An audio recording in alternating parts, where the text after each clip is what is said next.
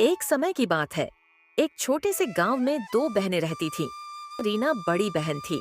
उसके कम पढ़े लिखे होने के कारण उसकी शादी एक गरीब किसान रमेश से हुई थी, जो दूसरों के खेतों में मजदूरी करता था और रीना दूसरों के घरों में झाड़ू पोंछा का काम किया करती थी। दोनों पति पत्नी मिलकर खूब मेहनत करते थे, तभी जाकर उनके घर में चूल्हे जुड़ते थे। वहीं छोटी बहन सीमा बहुत सुंदर थी, जिस कारण उसकी शादी एक अमीर व्यापारी राजेश से हुई थी। शादी के बाद से ही सीमा को अपने रूप और धन का घमंड हो गया था। सीमा हमेशा अपनी बड़ी बहन को ताने मारती और नीचा दिखाने का कोई मौका नहीं छोड़ती। जब भी रीना उसके घर जाती, सीमा की बातें उसके दिल को छलनी कर देती। एक दिन रीना सुबह सुबह अपने काम पर जा रही थी, तभी उसे रास्ते में उसकी छोटी बहन सीमा मिली। दीदी, तुम्हें देखकर तो यही लगता है कि गरीबी सच में बहुत बुरी चीज होती है। तुम्हारे हाथ तो देखो कितने कठोर हो गए हैं, दूसरों के घरों में काम करते करते। और ये कपड़े लगता है बरसों से बदले ही नहीं। सीमा, हम गरीब है लेकिन मेहनत से कमाते हैं। भगवान ने हमें जो दिया है उसमें खुश रहते हैं। हाँ हाँ, खुश तो दिख ही रही हो, लेकिन क्या करूं? मुझे तो आदत नहीं कि मैं तुम्हारे जैसे गरीबों से ज्यादा बातें करूं। वैसे भी मैं और राजेश जी तो शहर के बड़े लोगों के साथ उठते बैठते हैं। तुम्हारी तरह धूल मिट्टी में सने लोग हमारे घर आते भी नहीं। रीना की आंखों में आंसू आ जाते हैं, लेकिन वह कुछ नहीं बोलती। वह जानती है कि सीमा अब बदल चुकी है। वह चुपचाप वहां से अपने काम पर चली जाती है। समय बीतता गया। एक दिन रीना के पति रमेश की तबीयत अचानक बहुत खराब हो गई। कई दिनों तक इलाज कराने के बाद घर की सारी जमा पूंजी खत्म हो गई। अब रीना के पास खाने तक के पैसे नहीं बचे।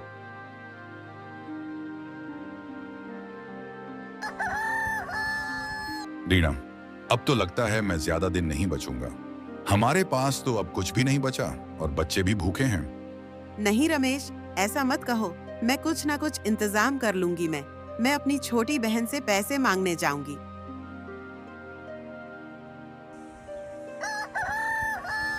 अगले दिन रीना सीमा के घर जाती है। सीमा दरवाजे पर खड़ी होती है, जबकि रीना अंदर जाने की इजाजत मांगती है। क्या बात है, इस बार किस लिए आई हो? सीमा, रमेश की तबीयत बहुत खराब है।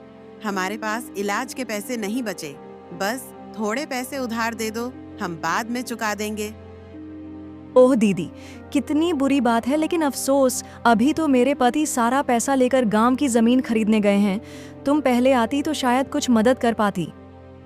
लेकिन सीमा, तुमसे थोड़ा बहुत तो मिल ही सकता है। अरे दीदी, अगर मैं हर गरीब रिश्तेदार की मदद करने लगी तो फिर मेरा क्या होगा? रीना की आंखों में आंसू आ जाते हैं। वह चुपचाप वहां से लौट जाती है। सीमा ने आज तक उसकी कोई मदद नहीं की।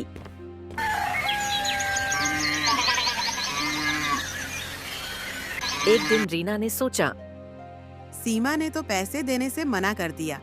अब मैं क्या करूं? एक काम करती हूं, मैं अपने बड़े भैया के घर जाती हूं। वह मुझे पैसे देने से मना नहीं करेंगे। रीना अपने बड़े भाई के घर पैसे मांगने निकल जाती है।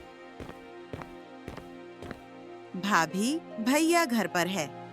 नहीं रीना, तुम्हारे भैया घर पर नहीं है, किसी काम से शहर गए हैं। कोई काम है तो मुझे बताओ। अभी हमें कुछ पैसों की जरूरत है। रमेश बहुत बीमार है। देखो रीना, तुम जानती हो कि तुम्हारे भैया घर पर नहीं है, और वैसे भी हमारे घर पर भी बहुत खर्चे होते हैं। हर किसी की मदद करना हमारे बस की बात नहीं है। भाभी, मैं कसम खाती हूँ, जैसे ही हालात सुधरेंगे मैं पैसे लौटा दूंगी। मैंने कह दिया ना, हमारे पास पैसे नहीं है। अब और कुछ सुनना है क्या? रीना की आंखों से आंसू टपक पड़ते हैं। वो चुपचाप वहां से चली जाती है और अपने घर के दरवाजे के बाहर बड़ी उदास मन से बैठ जाती है। उसे कुछ समझ नहीं आता कि वह क्या करे। गर्मियों की दोपहर लू के थपेड़े चल रहे थे। गांव की गलियों में धूल उड़ रही थी। तभी एक बूढ़े साधु बाबा हाथ में भिक्षा पात्र लिए गांव में प्रवेश करते हैं। उनके चेहरे पर तेज था, पर उनकी हालत देखकर लग रहा था कि वह कई दिनों से भूखे हैं। सबसे पहले वह सीमा की हवेली के दरवाजे पर पहुंचते हैं।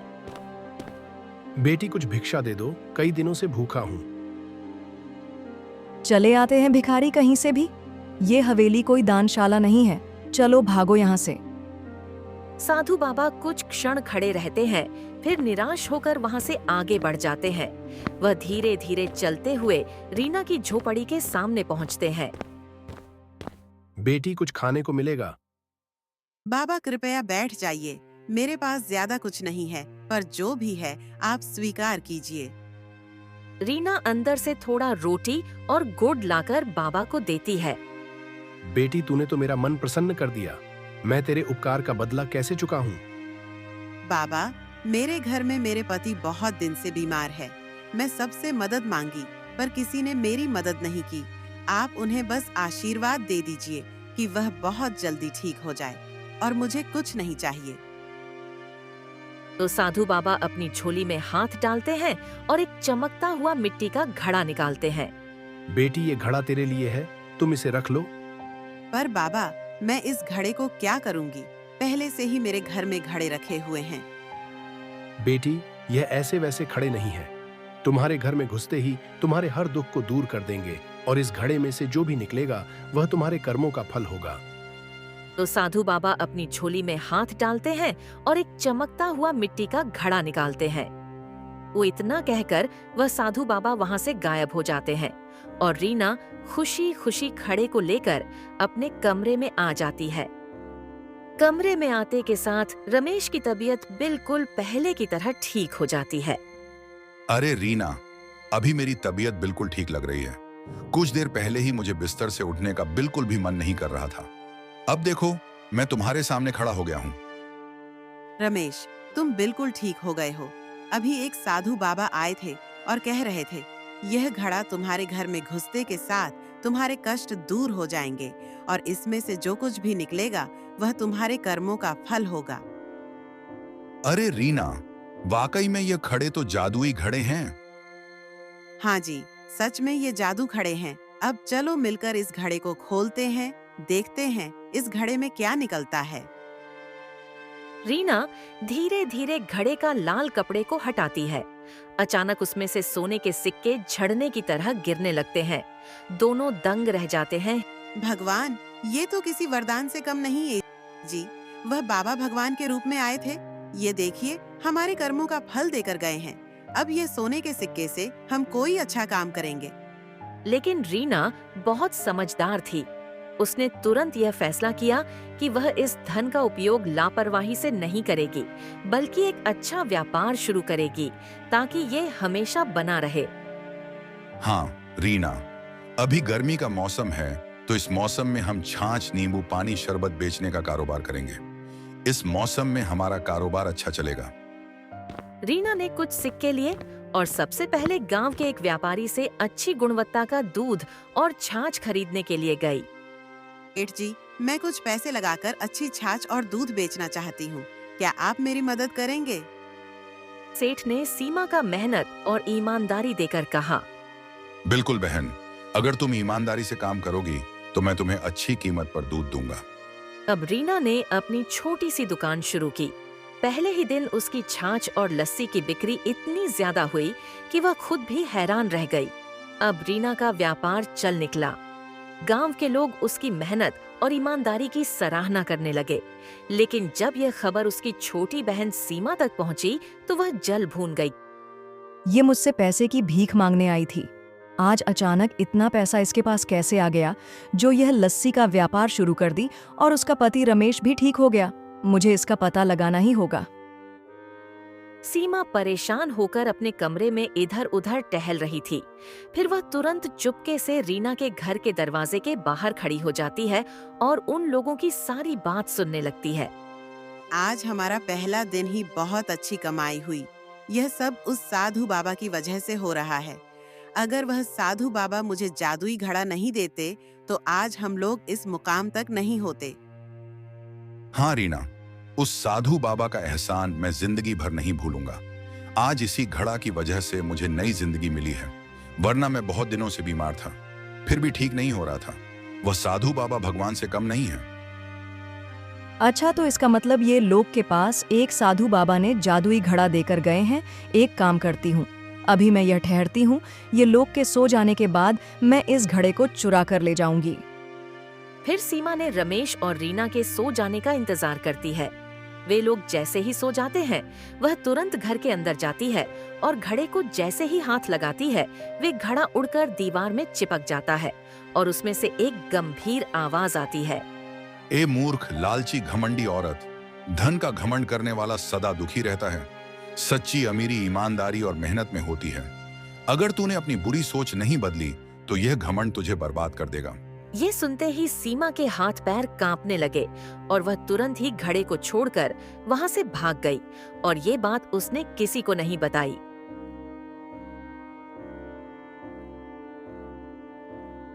अगले दिन सीमा ने अपने खास नौकर रामलाल को बुलाया। रामलाल, ये रीना की दुकान बहुत तेजी से चल रही है और मैं इसे बिल्कुल बर्दाश्त नहीं कर सकती। मुझे कोई ऐसा तरीका बताओ जिससे उसकी दुकान बर्बाद हो जाए। रामलाल थोड़ा सोचकर बोला, मालकिन, अगर लोगों को लगने लगे कि उसकी छाछ गंदे पानी से बनते हैं तो उसकी दुकान अपने आप बंद हो जाएगी। तू सच कह रहा है। अगर लोग ही उसकी दुकान पर आना बंद कर देंगे तो वह खुद ही गरीब बन जाएगी, लेकिन यह काम हमें चालाकी से करना होगा। अगले ही दिन सीमा ने अपने कुछ नौकरों और गांव के कुछ चालक लोगों को पैसे देकर एक योजना बनाई। उन लोगों को रीना की दुकान पर जाकर छाछ पीनी थी और फिर जोर जोर से यह कहना था कि छाछ में गंदगी मिली हुई है। सुबह सुबह रीना ने अपनी दुकान खोली। ग्राहक धीरे धीरे आने लगे। तभी सीमा के भेजे हुए लोग दुकान पर पहुंचे और छाछ पीने लगे। अरे ये क्या, इस छाछ में तो कुछ अजीब सा स्वाद आ रहा है। हाँ, लगता है कि इसमें कोई खराबी है। रीना, तुम कैसी छाछ बेच रही हो? दुकान पर खड़े अन्य ग्राहक चौंक गए। वे भी आपस में कानाफूसी करने लगे। तभी एक और आदमी बोला, अरे भाई, मैंने सुना था कि रीना की यहाँ की छाछ अच्छी होती है, लेकिन ये तो कुछ गड़बड़ लग रही है। भाइयों, मेरी छाछ में कोई खराबी नहीं है। अगर किसी को यकीन ना हो तो मैं अभी और छाछ निकाल कर पिलाती हूँ। लेकिन सीमा के लोग तो पहले से ही अफवाह फैलाने आए थे। वे वहां से चिल्लाते हुए चले गए। ध्यान रखना, रीना की छाछ में गड़बड़ है, कोई इसे मत पीना। गांव के बाकी लोग भी थोड़ा डर गए। धीरे धीरे रीना की दुकान पर भीड़ कम होने लगी। शाम तक रीना के पास बहुत कम ग्राहक आए। वह समझ गई कि कोई जानबूझकर अफवाह फैला रहा है, लेकिन वो चुपचाप बैठने वालों में से नहीं थी। उसने एक योजना बनाई। अगले दिन वह खुद ही गांव के लोगों के घर घर जाकर अपनी छाछ देने लगी। उसने लोगों से कहा, बिना पैसे दिए मेरी छाछ को पीकर देखो। अगर तुम्हें कुछ भी गलत लगे तो मुझसे कहो। गांव वालों ने छाछ पी और पाया कि वह बहुत ही स्वादिष्ट और ताजी थी। अब लोगों को समझ आने लगा कि कोई साजिश हो रही है। इसी बीच गांव के कुछ लोगों ने देखा कि वही लोग जो कल रीना की छाछ को खराब बता रहे थे, सीमा के घर से पैसे लेकर निकल रहे थे। बात फैलते देर नहीं लगी। एक बुजुर्ग गांव वाले ने रीना से कहा, बिटिया, हमें माफ कर दो। हमने बिना सोचे समझे अफवाहों पर भरोसा कर लिया, लेकिन अब हम समझ गए हैं कि यह सब तुम्हें बर्बाद करने के लिए किया गया था। अब गांव के लोग फिर से रीना की दुकान पर आने लगे। उसकी मेहनत और ईमानदारी ने सबका विश्वास फिर से जीत लिया।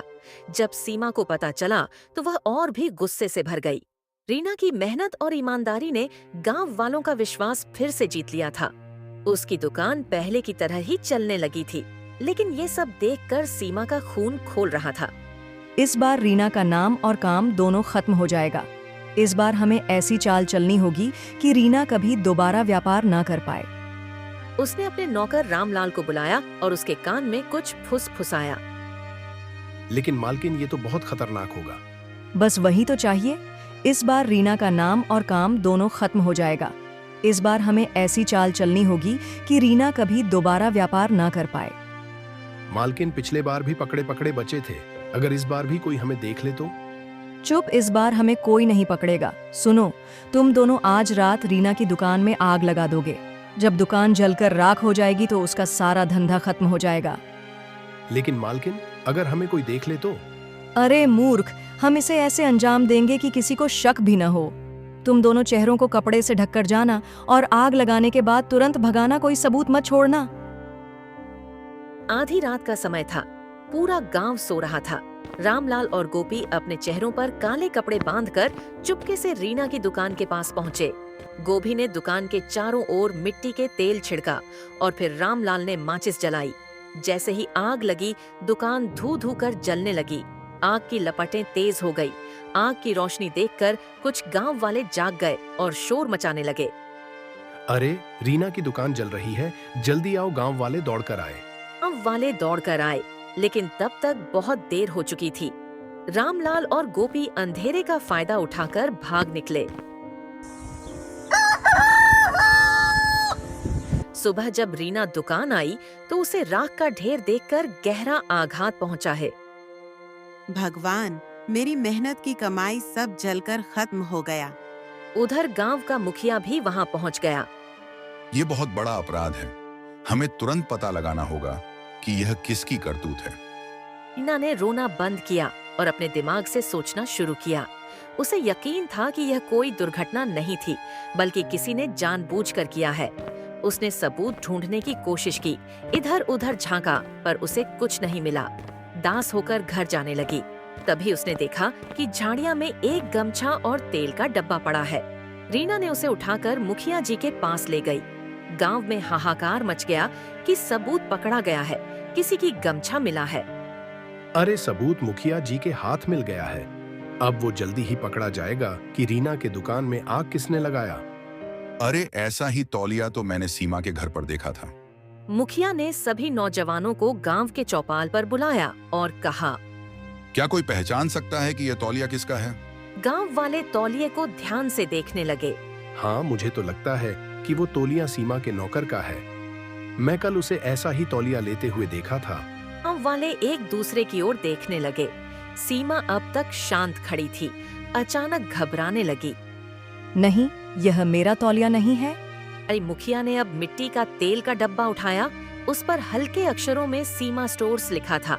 यह वही दुकान थी जहां से सीमा अपने नौकरों के लिए राशन मंगवाती थी। सीमा, मिट्टी का तेल का डब्बा तो तुम्हारी दुकान का है, ये यहाँ कैसे आया? मैं क्या जानूं, कोई भी मेरे स्टोर से सामान खरीद सकता है। इधर सीमा का पति का व्यापार ठप हो गया था। वो बहुत निराश होकर घर लौट रहा था। वह ये सब चीज से बिल्कुल ही अनजान था कि सीमा क्या कर रही है। वह आते वक्त देखा कि चौपाल पर भीड़ लगी है। वहां पर वो पहुंचा, तभी सभी लोग उसकी तरफ देखते रह गए, क्योंकि वह वहीं गमछा लिए खड़ा था जो मुखिया जी के पास सबूत में मिला था। अब बोलो सीमा, अभी भी तुम कुछ बोल सकती हो। तुम्हारा सबूत तुम्हारे सामने आकर खड़ा हो गया। सीमा ने इधर उधर देखा, लेकिन कोई रास्ता नहीं बचा था। गांव वाले भी अब उसे घूर रहे थे। वह घबराहट में बड़बड़ाने लगी। मुझे माफ कर दीजिए मुखिया जी, मैं ही ये सब करवाया था क्योंकि मैं नहीं चाहती थी कि रीना मुझसे ज्यादा अमीर बन सके। सीमा, तुम्हारी जलन और घमंड ने तुम्हें अपराधी बना दिया। तुम्हारी सजा यही है कि तुम्हें गांव छोड़कर जाना होगा और तुम्हारी संपत्ति से रीना की दुकान फिर से बनाई जाएगी। सीमा की आंखों में आंसू आ गए। उसे अपनी गलती का एहसास हो चुका था। मुखिया जी, मैं अपनी बहन को सजा नहीं देना चाहती। उसने जो किया वह उसके अपने कर्मों का फल है। मैं बस यही चाहती हूँ कि अब वह सुधर जाए। ठीक है, तुम्हारी जैसी मर्जी, रीना। सीमा की आंखों में आंसू आ गए। उसे अपनी गलती का एहसास हो चुका था। दीदी, मुझे माफ कर दो। मैंने जलन में अंधी होकर तुम्हारे साथ बहुत बुरा किया। अब मैं कुछ भी करने को तैयार हूँ, बस मुझे अपनी बहन बना रहने दो। अगर तुम मेहनत से काम करोगी और ईमानदारी से चलोगी तो तुम्हें भी सफलता मिलेंगे। लेकिन अगर फिर से कोई चालाकी की तो मैं तुम्हें कभी माफ नहीं करूंगी। रीना ने अपनी बहन को गले लगा लिया। गांव वालों को रीना की दरियादिली देखकर बहुत अच्छा लगा। अब सीमा को अपनी गलती का एहसास हो चुका था। रीना ने उसे अपने कारोबार में काम करने का मौका दिया। भाभी सीमा ने शर्मिंदगी से सर हिला दिया और फिर दोनों बहनें खुशी खुशी अपने कारोबार में लग गई। ये कहानी हमें सिखाती है कि मेहनत और ईमानदारी ही असली सफलता की कुंजी होती है। जलन और धोखा हमेशा बुरे परिणाम लाता है। अगर आपको हमारी कहानी पसंद आई तो हमारे चैनल को सब्सक्राइब करें और हमारी पूरी कहानी देखने के लिए आपका धन्यवाद।